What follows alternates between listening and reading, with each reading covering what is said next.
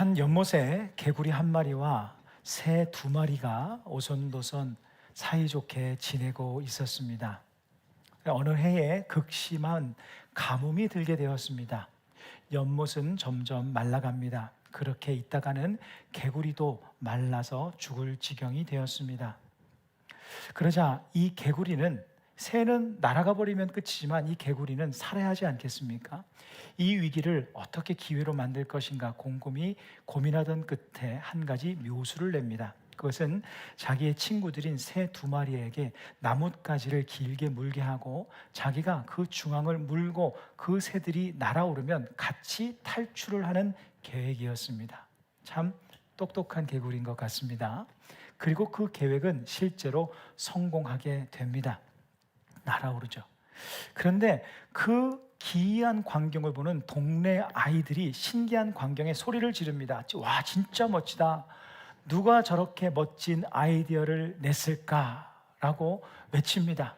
그때 나뭇가지를 물고 있던 개구리가 너무 자랑하고 싶어서 견딜 수가 없었습니다. 그래서 한마디 합니다. 내가 했지. 개구리니까 개굴 한마디 하지 않았겠습니까?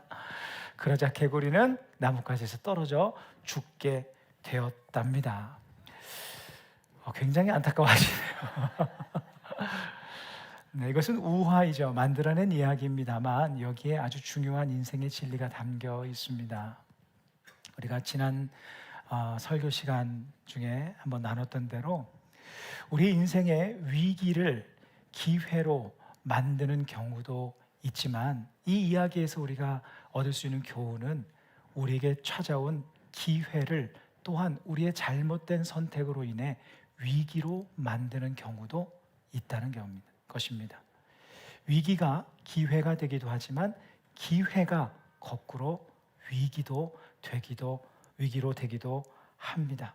우리 신앙생활도 마찬가지인 것 같습니다. 우리가 어떤 신앙생활을 하느냐에 따라서 위기가 기회가 되기도 하고 기회가 위기가 되기도 합니다. 성경에는 이런 수많은 이야기들이 기록되어 있습니다. 위기를 기회로 바꾸는 신앙인, 또 주어진 기회를 날려버리고 그냥 손해를 보는 정도가 아니라 그것을 위기로 만드는 어리석은 신앙인들의 모습이 기록되어 있지요.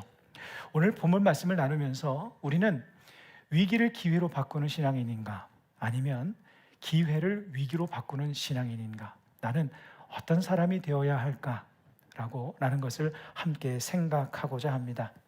오늘까지 우리는요 5주에 걸쳐서 스데반의 설교의 내용을 함께 나눴죠. 인물들을 중심으로 나눴습니다. 아브라함, 요셉, 그리고 요게벳, 모세, 이런 인물들을 중심으로 나눴는데요, 믿음의 조상들의 이야기를 함께 나눴습니다.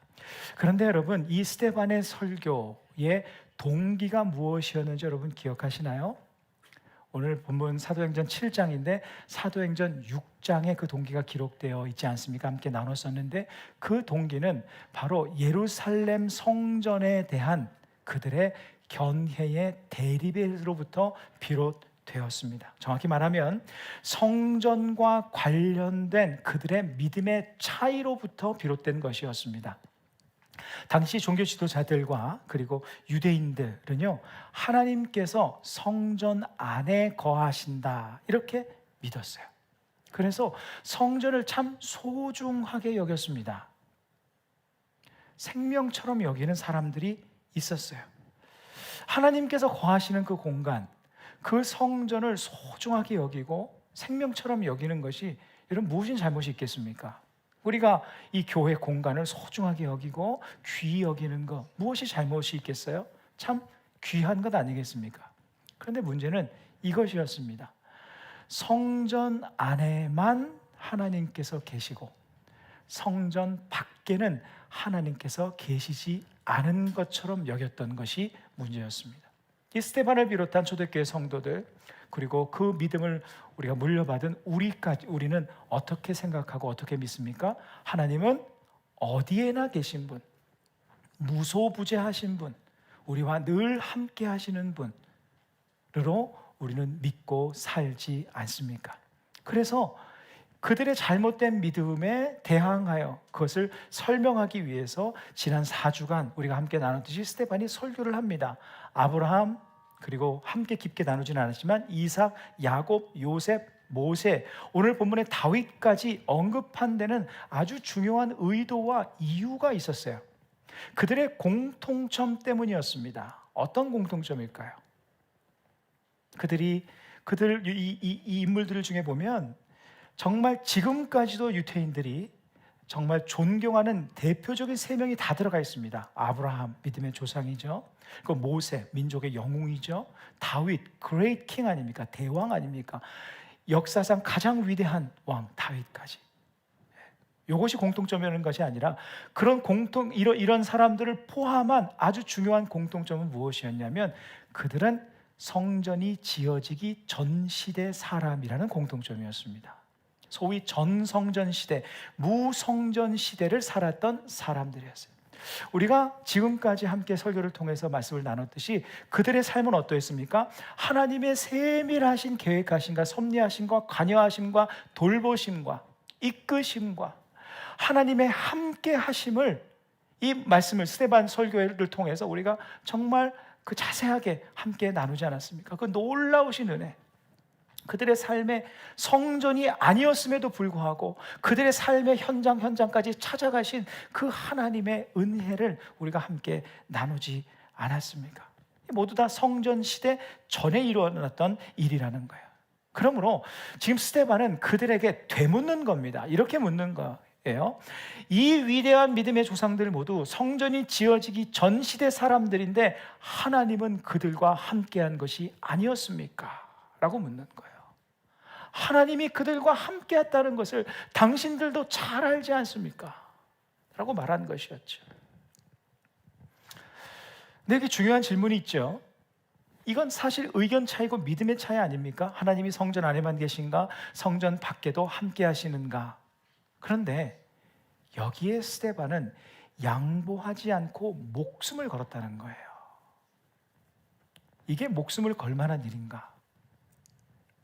성전 밖에 계신가? 성전 이 정도 그냥 설교하고 끝냈으면 될 것이었는데 이것을 이러한 잘못된 믿음을 가진 사람들을 향해서 스데반이 질타하며 경각심을 일으키고 소위 말하면 자극까지 하면서 그들을 엎은 겁니다. 이 정도까지 했어야만 한 일이었을까? 스데반은 그럴 일이라고 믿었던 거예요. 왜냐하면 성전에 대한 잘못된 믿음이 이스라엘 민족을 위기로 내몰았고 패망으로 이끌었다고 믿었기 때문입니다. 또한 그 믿음을 고수하고 있는 그 종교 지도자들과 유대인들 또한 자신들의 삶을 위기와 패망으로 내몰 것은 명백했기 때문이에요. 자명했기 때문입니다. 그러므로 스데반의 설교는요, 자신의 생명을 담보로 한 생명의 외침이었어요. 자, 왜 그렇게 되었는지 함께 나누면서 우리 안에는 그런 모습이 없는지 우리 함께 생각하기를 원합니다.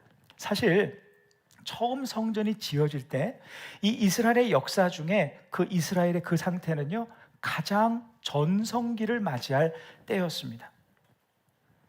이 다윗 때가 전성기가 아니라 이 다윗 이후, 다윗은 그 전성기를 만들기 위한 발판과 같은 아주 위대한 역할을 하게 되었죠. 그래서 이 솔로몬의 때에는요, 이스라엘의 정말 역사상 가장 피크였던 그때였던 거예요. 하나님께서 그 나라가 더욱 견고하게 설 수 있도록 정말 이스라엘에게 좋은 기회들을 마련해 주셨습니다. 솔로몬의 때를 어떻게 기록하고 있냐면, 솔로몬의 때에 그 주변의 그 대적들이, 나라들이 결코 넘볼 수 없는, 두려워서 결코 넘볼 수 없는 그런 나라가 되게 하셨다는 거예요. 하나님께서 그들을 두렵게 하셨다. 그러니까 이 이스라엘 나라는 태평성대였습니다. 전쟁도 없는 그런 나라로 하나님께서 만들어 주셨어요. 또한 우리가 잘 알듯이 솔로몬은 전무후무한 지혜를 받게 됩니다. 그 지혜가 무엇에 필요했습니까? 통치에 필요했어요. 그 엄청난 지혜로 인해서 그의 통치에 대항하는 사람들이 국내외 아무도 없었습니다.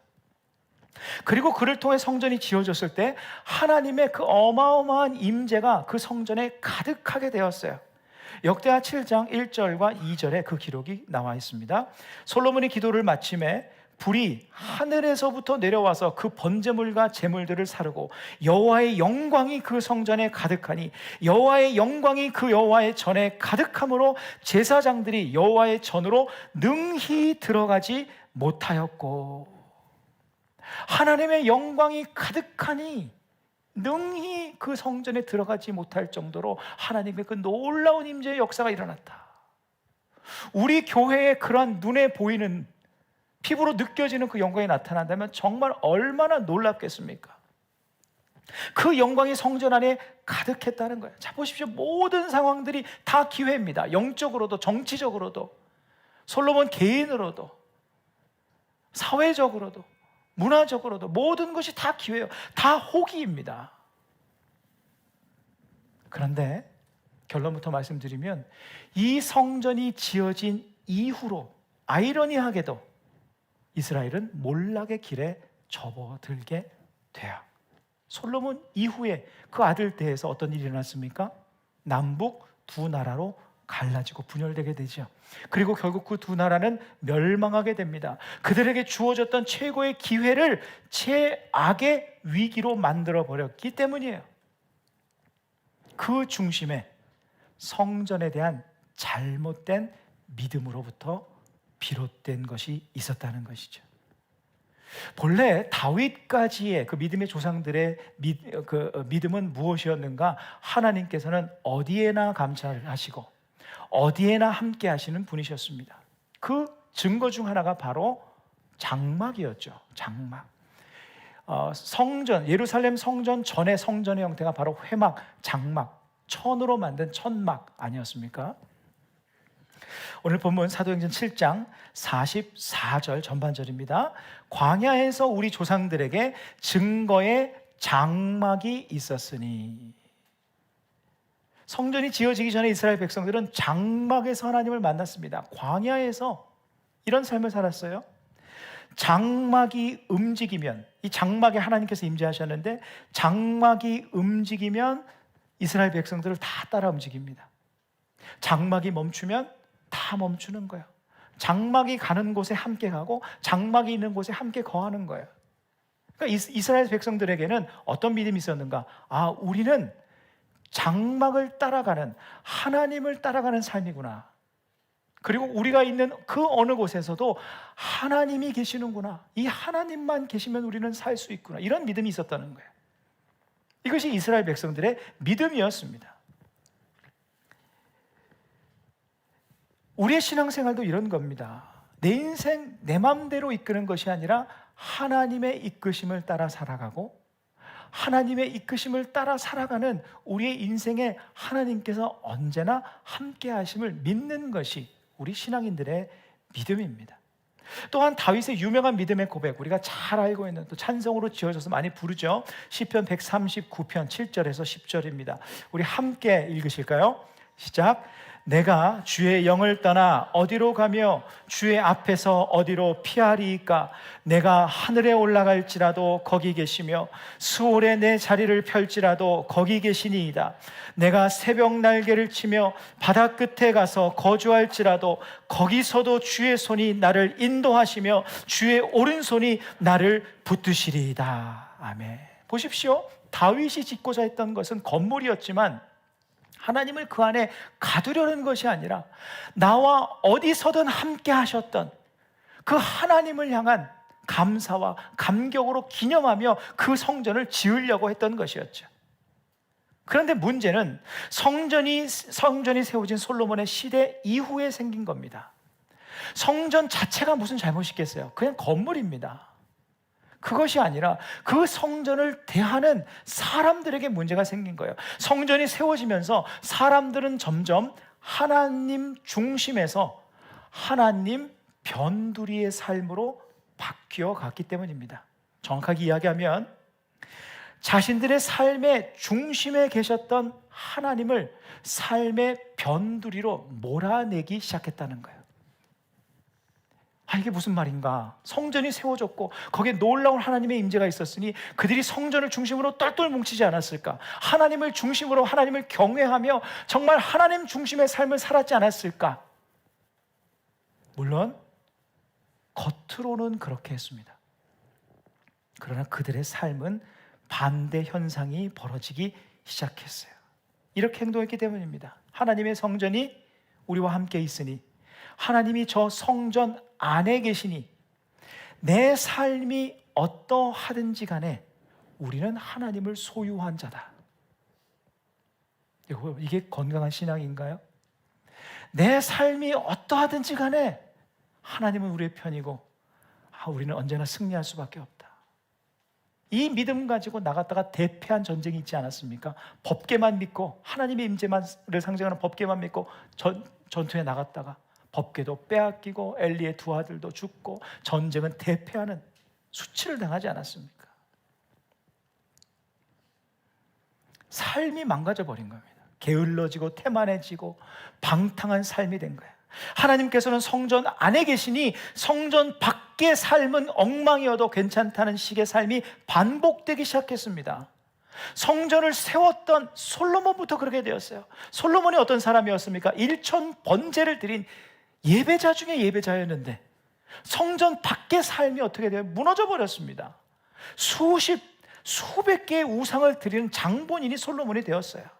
눈에 보이는 성전은 가까워졌지만 눈에 보이지 않는 하나님은 점점 삶으로부터 멀어져 갔다는 거예요. 삶의 중심에 있었던 그 하나님을 삶의 변두리로 몰아내버리고 말았어요. 그리고는 오늘날로 말하면 어떤 삶을 살았냐면 썬데이 크리스찬처럼 산 겁니다. 삶은 무너지고 제사, 예배, 종교적 형식만 남은 무늬만 믿음인 믿음의 사람들이 되어버리는 거예요. 하나님을 성전 안에 가뒀던 그들의 모습 참 안타깝죠. 그런데 우리 안에도 그런 모습이 있다는 거예요. 하나님을 주일에만 가둬놉니다. 주일에만 하나님을 예배하고, 주일에만 하나님의 말씀을 듣고, 주일에만 하나님을 경배하고, 주일에만 하나님을 섬기고. 그들의 모습과 우리의 모습이 크게 다를 바가 없습니다. 이러한 모습이 우리의 모습이라면 우리는 영적인 위기를 향해서 달려가고 있는 거예요. 나아가 이런 생각을 했습니다. 자신들이 성전을 소유하니 하나님도 소유했다고 믿는 거짓 믿음이 생겼고, 그들은 하나님으로부터 혜택을 당연히 누려야 되는 것처럼 믿기 시작했어요. 자신들이 하나님을 소유했으니 하나님은 우리를 지켜줘야 하고, 도와줘야 하고, 구원해 주어야 하고, 내 소원을 이루어 주어야 하는 분으로 여기기 시작한 겁니다. 로마서의 기록을 보면 사도 바울이 이야기하죠. 실제로 2000년 전 유대인들이 이렇게 믿고 있었다는 거예요. 하나님이 우리를 선택했으니 책임져 줘야 하고, 당연히 우리를 구원해 줘야 하고, 우리를 구원하지 않는 하나님은 우리 하나님이 아니다. 이런 궤변을 그들이 내놓고 있었다는 것이, 주장했던 것이죠. 자신들이 하나님께 순종하는 삶이 아닌 하나님이 자신들의 뜻에 복종하기를 원하는 그러한 모습이었습니다. 이것이 하나님을 내 삶의 변두리로 내몰 때 생기는 현상들이었어요. 그 결과 어떻게 되었습니까? 예배가 무너졌습니다. 하나님의 임재가 사라졌어요. 솔로몬의 대적들이 일어나기 시작합니다. 어리석은 통치자들이 세워지게 되었어요. 성전에 하나님의 임재는 더 이상 없었습니다. 솔로몬 이후 나라는 분열되고 멸망하고 성전은 무너져 버렸어요. 그 위기가 처음에 어디서부터 시작되었는가? 하나님을 자신들의 삶의 변두리로 내몰면서부터 시작된 겁니다. 그러면서 그들에게 주어졌던 최고의 기회들을 최악의 위기들로 만들어 버리게 된 것이죠. 신앙인들이 가장 경계하고 주의해야 될 부분이 바로 이런 부분입니다. 경각심을 가져요. 내 삶의 중심에 하나님을 모시던, 처음에 예수님을 믿고 영접하고 그 구원의 감격 속에 하나님 중심의 삶, 말씀 중심의 삶을 살다가 신앙생활의 타성에 젖기 시작하면 하나님이 액세서리처럼 내 삶의 변두리로 점점 내모는 일들이 발생합니다. 여러분, 하나님 중심성을 잃어버리면 어떤 현상이 벌어지는 줄 아십니까? 나의 중심성만 생기게 되는 거예요. 본래 사람은 나 중심으로 살아갑니다. 그래서 나르시즘이라는 단어가 나오지 않았습니까? 자기 사랑으로 가득한, 그것이 사람의 본성인데, 우리가 예수님을 영접하면서 내 마음대로 사는 것이 아니라 예수님 마음대로, 예수님께서 기뻐하시는 말씀대로 우리가 살아가게 되는데, 그 중심성을 잃어버리면 내 마음대로 살게 되는 거예요. 내 마음대로 행동하고 내 마음대로 말하고 생각하고 결정하고, 내가 원하는 대로, 내가 하고 싶은 대로 삽니다. 그리고 하나님은 내 원을 들어줘야 되는 분이에요. 들어주지 않으면 화가 납니다. 분노가 납니다. 짜증이 납니다. 혹시 우리 안에 하나님 나의 기도를 들어주지 않아서 나는 화가 났어요. 분노합니다. 이런 마음이 있다면 그 마음은 하나님이 나의 마음의 중심에 있지 않아서 생기는 마음입니다. 하나님은 우리가 순종해야 할 뿐이지 우리에게 복종시켜야 할 뿐이 아닙니다. 하나님은 우리의 중심에 모셔야 할 뿐이지 변두리에 내몰 뿐이 아닙니다. 하나님의 중심성을 잃어버리고 내 힘과 지혜로 살아가려고 하니 우리의 인생에서 승리할 수가 없죠. 이것이 하나님을 인생의 변두리로 내몰았던 종교 지도자들 그리고 이스라엘 백성들의 모습이었습니다. 그러나 우리가 지난 4주간 동안 나눴던 믿음의 조상들을 여러분 기억하십니까? 아브라함, 요셉, 또 요게벳, 모세, 그 사람들의 삶은 어떠했습니까? 그들은 어디에 있든지 하나님 중심의 삶을 꼭 붙들고 살았던 사람들입니다. 성전 안에 있든지 성전 밖에 있든지 그게 중요한 것이 아니었습니다. 그들은 아예 성전도 없었기 때문에 눈에 보이지 않는 그 하나님만을 바라보며 하나님만을 찾으며 하나님만을 붙들며 살았어요. 갈 바를 알지 못하고 살았던 아브라함, 모든 꿈이 무너지는 것 같은 경험, 꿈이 무너지고 억울하고 배신당하고 상처받고 했던 그 삶의 연속을 살았던 요셉, 가장 열악한 광야라는 컨텍스트에서 200만 명의 화신 넣는 이스라엘 백성들을 40년 동안 이끌어야 했던 그 모세, 그들의 삶의 면면을 보면 수많은 위기들로 가득해 있어요. 그런데 중요한 것은 성경 어디에도 그들이 그 위기들로 인해서 패망하였더라 기록이 없습니다. 위기들로 인해서 그들이 하락하였더라 없어요. 다윗 또한 마찬가지입니다. 아마 성경의 인물들 중에 그렇게 많은 고난을 당한 사람이 다윗만큼 있을까 싶을 정도로 수많은 위기의 순간들을 지났지만 모든 이 세상의 크리스찬들은요, 그의 삶을 위대한 승리자의 삶으로 기억하지 패배자요, 멸망자의 삶으로 기억하는 사람은 없을 것입니다. 그들 모두 위기를 기회로 만드시는 하나님의 역사의 중심에 있었기 때문입니다. 왜 그런가? 그들의 모든 삶의 중심에 늘 하나님이 계셨기 때문입니다. 겉보기에는 하나님께서 함께하지 않은 것과 같은 어려운 상황을 맞닥뜨렸지만 하나님을 삶의 중심에 모신 그들의 삶에 하나님께서 가장 가까이에서 그들을 도와주시고 보호하시고 지키시고 인도하시는 인도자가 되어주셨다는 거예요. 모든 위기를 다 기회로 바꾸어 주셨다는 거예요. 김병태 목사님의 하나님의 퍼즐이란 책을 잠시 소개합니다. 그곳에 나온 그 목사님의 개인적인 경험을 묵상하면서 글 한 부분을 제가 쿼트합니다. 어느 주일부터 목이 좋지 않아서 화요일에 병원을 찾았다. 급성 후두염이라고 한다. 커피를 마시지 마라. 탄산음료를 먹지 마라. 찬물 말고 미지근한 물을 마셔라. 선풍기 바람이 좋지 않으니 쐬지 마라. 말을 크게 하지 말고 조심하라. 주문하는 게 많았다. 설교를 해야 한다고 했다. 그랬더니 의사가 그럼 약을 강하게 지을 때는 식사할 때 약을 먹으라고 처방했다. 그래서 나는 그대로 따랐다. 수요일, 목요일 새벽 기도회도 부목사들에게 부탁했다. 약을 3번 복용하기 위해서는 평소와는 다르게 아침 7시에 아침밥을 먹었다. 그러면서 나는 중요한 사실을 깨달았다. 의사가 지시하면 이렇게 철저히 순종한다. 그런데 하나님의 사람들은 주님이 지시하는데도 왜 순종하지 않는 것일까? 나는 순간 깜짝 놀랐다. 말씀에 온전히 순종하지 않는 나 자신의 모습이 보였기 때문이다. 만병의 치유자 되시는 주님이 내 인생 퍼즐을 엮어 가시겠다고 하는데 정작 우리는 주님이 지시하시는 처방전대로 따르려 하고 있는가? 사랑하는 성도 여러분, 우리 하나님은 우리에게 어떤 분입니까? 우리는 하나님을 진정한 우리 인생의 전문가로 정말 믿고 있습니까? 만약 그런 믿음이 있다면 하나님을 내 인생의 중심으로 모셔야 합니다. 성전 안에만 하나님을 모시고 성전 밖에서는 하나님과 무관한 삶을 살았던 성전 시대 사람들의 모습이 아닌, 주일이든 주중이든 교회 아니든 밖이든 언제나 하나님이 내 삶의 중심입니다 고백하며 그 하나님을 붙드는 믿음을 가지고 살아야 합니다. 주일에만 하나님께 내 삶을 맡긴다 하고 주중에는 내 마음대로 살고 내 힘과 지혜만 의지하며 사는 썬데이 크리스찬은요, 결코 승리의 삶을 살 수 없습니다. 위기를 기회로 바꾸시는 그 놀라운 하나님의 역사의 중심에 설 수 없습니다.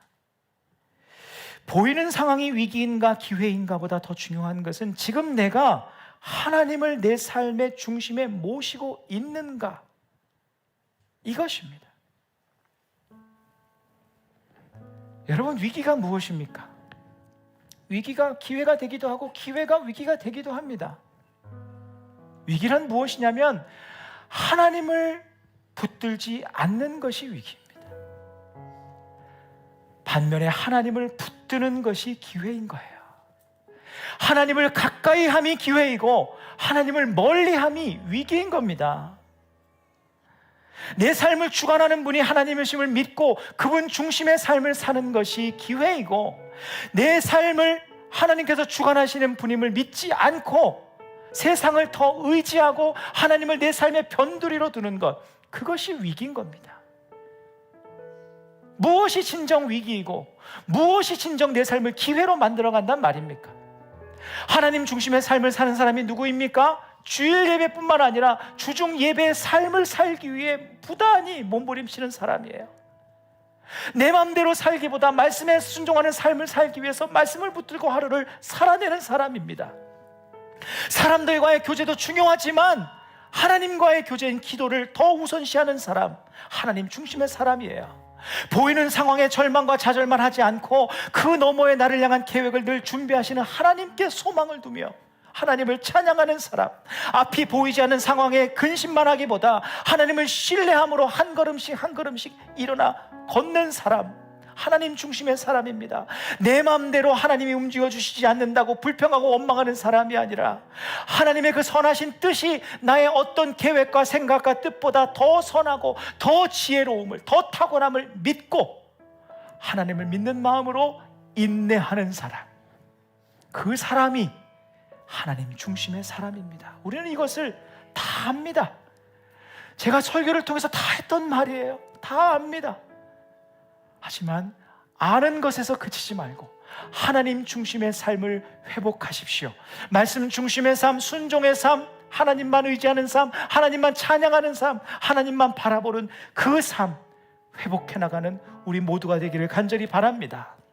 오늘 본문에 아주 중요한 표현이 한 가지 있습니다. 46절에 나온 표현인데요, 다윗이 하나님을 향한 성전, 하나님을 위한 성전을 짓게 해달라고 기도할 때 썼던 표현인데 우리 함께 큰 목소리로 읽겠습니다.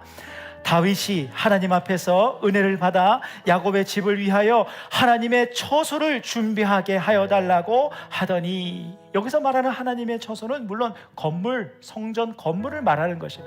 고정된, 영원히 세워질 그 고정된 건물을 말하는 것인데, 여기 쓰인 헬라어 스테노마라는 단어는요, 고정된 성전을 뜻하는 단어가 아니라 움직이는 장막을 뜻하는 단어랍니다. 여기에는 아주 중요한 의미가 있어요. 다윗은 비록 고정된 성전을 지었지만 그곳에 하나님을 가두어 놓는 것이 아니라, 내가 믿는 하나님은 내가 어려울 때도, 내가 힘들 때도, 내가 고난의 삶을 살 때도, 온갖 위기를 만날 때도, 위협 속에서도 언제나 함께 하셨던 그 하나님입니다. 그 하나님을 예배하는 곳입니다. 이 고백이 있었던 거예요. 나아가 어떤 고백, 어떤 그의 믿음의 선포가 있었는가? 자신이 어디를 가든지 간에, 어디를 움직이든지 간에 나의 삶은 하나님을 고정된 건물처럼 영원히 모신 하나님의 처소로서의 삶을 살기 원합니다. 그의 고백은 이런 거예요. 어디를 가든지 나는 하나님을 내 삶 중심에 고정된 건물처럼 영원히 모시는 하나님의 처소로 살 것입니다. 그러므로 하나님의 처소인 내 삶은 어디에 있든지 어떤 상황에 있든지 하나님과 함께 할 것이고 승리의 삶을 살게 될 것입니다. 이 믿음의 고백대로 그는 그렇게 되었습니다. 내 삶, 하나님의 처소가 될 때에, 하나님을 중심에 모신 하나님의 처소로의 삶을 살 때에 우리의 삶에 예비하신, 나의 눈에 보기에 그것이 위기든 기회이든 그 모든 것을 합력하여 선을 이루시고 우리에게 승리를 주시는 하나님의 은혜의 역사가 우리의 삶에 이루어질 것입니다. 그 믿음 가지고 하나님을 바라보는 우리 모두가 되기를 간절히 원합니다.